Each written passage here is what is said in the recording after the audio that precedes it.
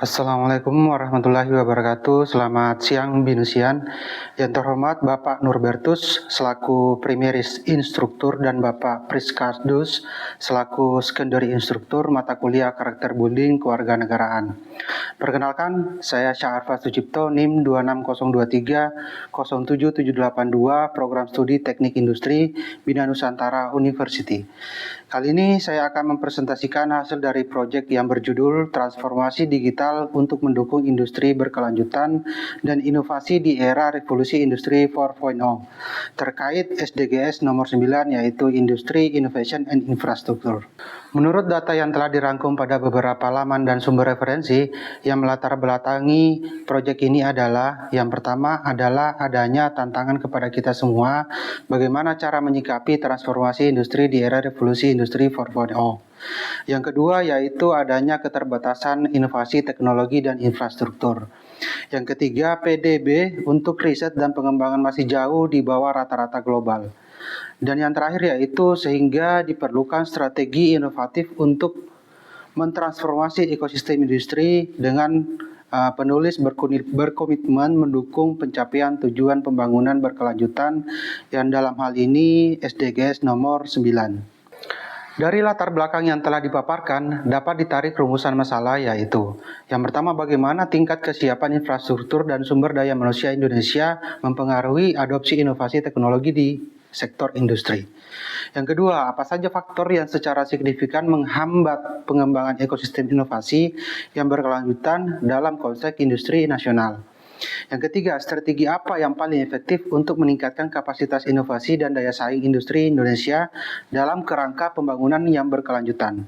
Selanjutnya, adapun alur proses proyek ini yaitu pada proses awal dilakukan pembuatan proposal proyek, kemudian menentukan tujuan dan objek, selanjutnya melaksanakan kegiatan yaitu melakukan wawancara dengan narasumber, dan yang terakhir melakukan pembuatan laporan hasil proyek.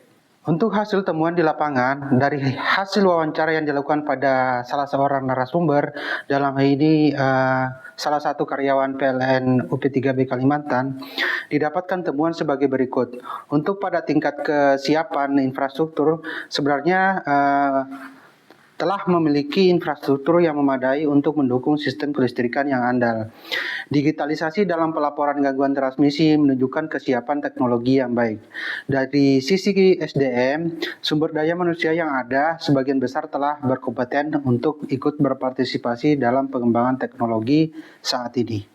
Untuk hasil temuan di lapangan dalam hal faktor penghambat pengembangan ekosistem inovasi, di sini masih ada sebenarnya tantangan dalam hal pemerataan akses teknologi di daerah terpencil yang dapat menghambat adopsi inovasi secara meluas. Untuk dari sisi SDM, diperlukan peningkatan pemahaman dan pelatihan bagi karyawan agar mereka siap menghadapi perubahan serta mampu mengelola teknologi dengan efektif yang ada saat ini.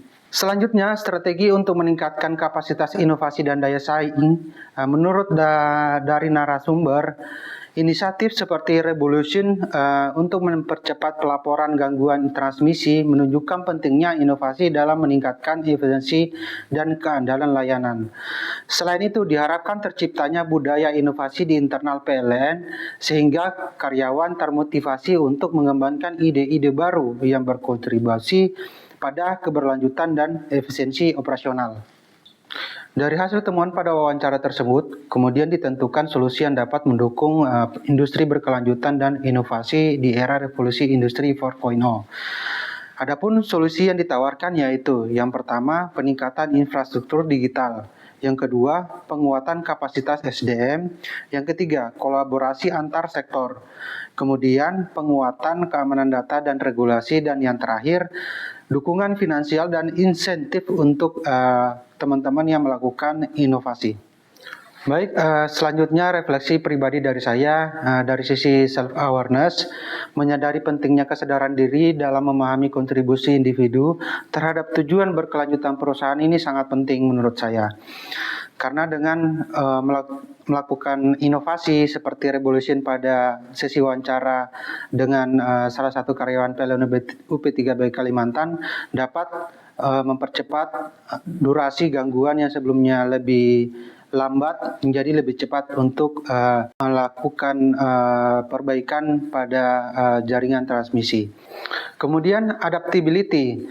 Di sini proses digitalisasi di PLN mengajarkan bahwa kemampuan beradaptasi terhadap teknologi baru sangat penting untuk mencapai efisiensi operasional. Di sini dibuktikan dari inovasi revolution tadi, bahwa dia dapat mengefisiensi operasional secara baik dari waktu maupun dari finansial.